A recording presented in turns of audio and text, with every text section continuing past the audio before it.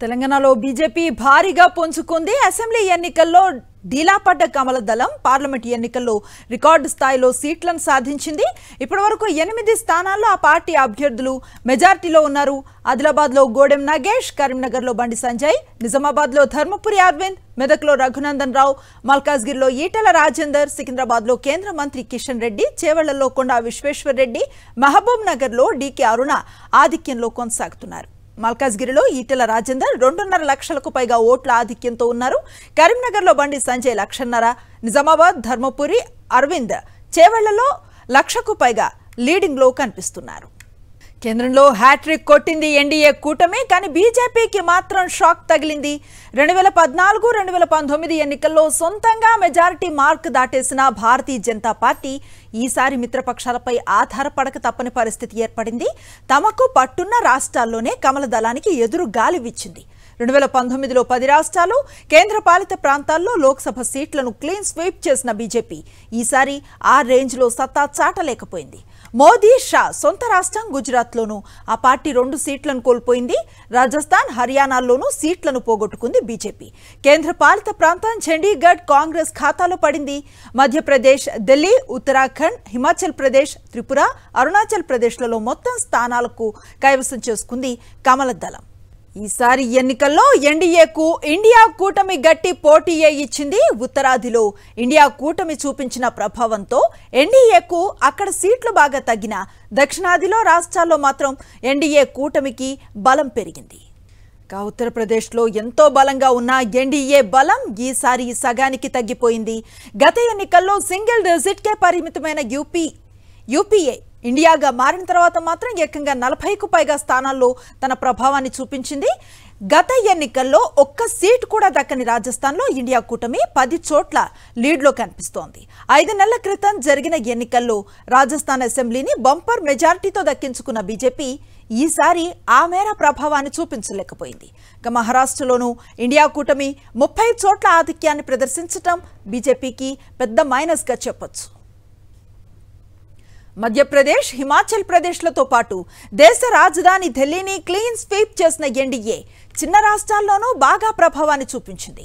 ఒడిషా, అస్సాం, ఛత్తీస్గఢ్, జార్ఖండ్లలో అటు ఇటుగా ఎన్డీఏ బలాబలాలు మారాయి. గత ఎన్నికల్లో గుజరాత్ను క్లీన్ స్వీప్ చేసిన బీజేపీ ఈసారి 2 స్థానాలను కోల్పోయింది. హర్యానాలోనూ 6 సీట్లను పోగొట్టుకునే పరిస్థితి వచ్చింది. ఇక పశ్చిమ బెంగాల్లో మమతా బెనర్జీ ఎఫెక్ట్ వల్ల చాలా స్థానాలను కోల్పోవాల్సి వచ్చింది. అయితే గుడ్డిలో మెల్ల అన్నట్లుగా ఉత్తరాదిలో తగ్గిన సీట్లు దక్షిణాదిలో పెరగటం ఎన్డీఏకు కలిసొచ్చిన అంశం. ఏపీలో ఎన్డీఏ కూటమి బలంగా మారితే తెలంగాణలో పెరిగిన సీట్లు మరింత బూస్ట్ ఇచ్చాయి. ఇక కాంగ్రెస్ అధికారంలో ఉన్న కర్ణాటకలోనూ బీజేపీ తన సత్తాను చాటింది. ఇక కేరళ, తమిళనాడు వంటి రాష్ట్రాల్లో బొటాబొటీ ప్రభావాన్ని చూపించింది. 400 సీట్లు టార్గెట్గా పెట్టుకున్న బీజేపీ దక్షిణాది రాష్ట్రాలపై ఫోకస్ను పెట్టింది.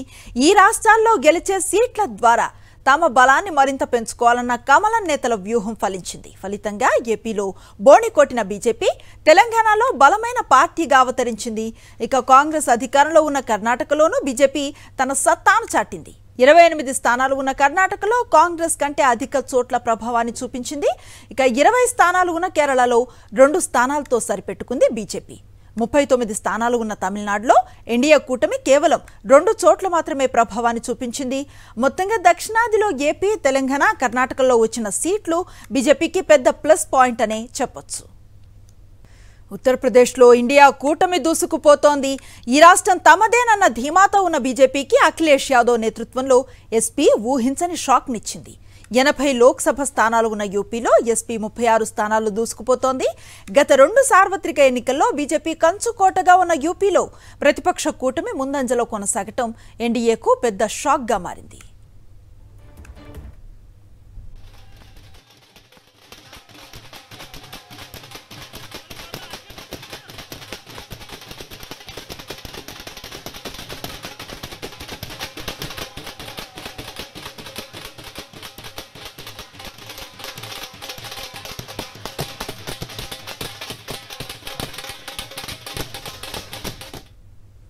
గత ఎన్నికల్లో బీజేపీ నేతృత్వంలో ఎన్డీఏ కూటమి 62 స్థానాల్లో విజయం సాధిస్తే బీఎస్పీ 10, ఎస్పీ 5 చోట్ల మాత్రమే గెలిచాయి.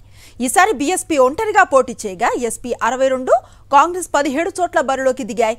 75 సీట్లలో పోటీ చేసిన బీజేపీ కేవలం సగం స్థానాల్లో మాత్రమే తన ప్రభావాన్ని చూపిస్తోంది. మోదీ చరిష్మా, గుజరాత్ సీఎం అలాగే యోగి ఆదిత్యనాథ్ మ్యాజిక్ ఇక్కడ పెద్దగా పనిచేయలేదనే చెప్పొచ్చు.